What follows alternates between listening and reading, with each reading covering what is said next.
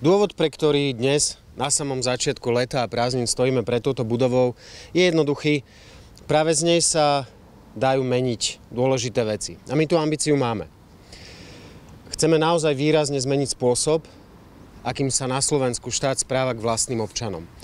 A máme na to svoj plán. Konkrétny plán služby ľuďom. Podporíme pracujúcich rodičov, zásadne zjednodušíme podmienky pre podnikanie a dáme silné rozvojové príležitosti regiónom. V zdravotníctve dáme prednosť pacientom pred obchodníkmi na bielých koňoch a v školstve rodičom pred politikmi. Ale je fakt, že za uplynulých 20 rokov ľudia už počuli mnohé plány.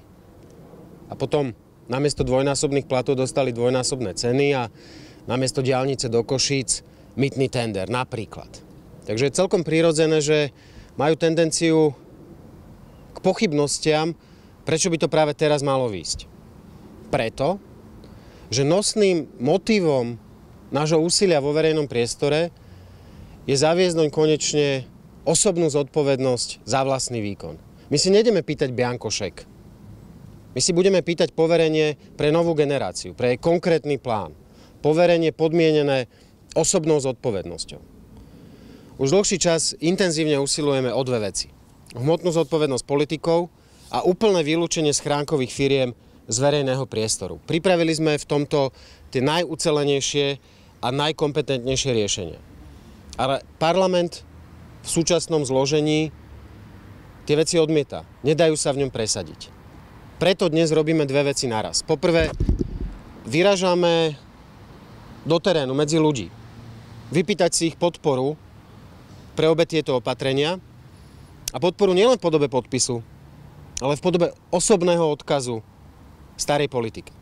Táto verejná kampaň na podporu hmotnej zodpovednosti a vylúčenia schránkových firiem z verejného priestoru začína dnes. Zúčastníme sa jej všetci v rozsahu, v akom budeme môcť a jej priebeh bude po celom Slovensku. Je to taký začiatok nášho úsilia vypýtať si od ľudí názor a podporu pre veci, ktoré považujeme za nevyhnutné podmienky toho, aby pre nás malo po marci 2016 zmysel sa na čomkoľvek zúčastňovať, lebo znovu opakujeme náš kľúčový politický odkaz.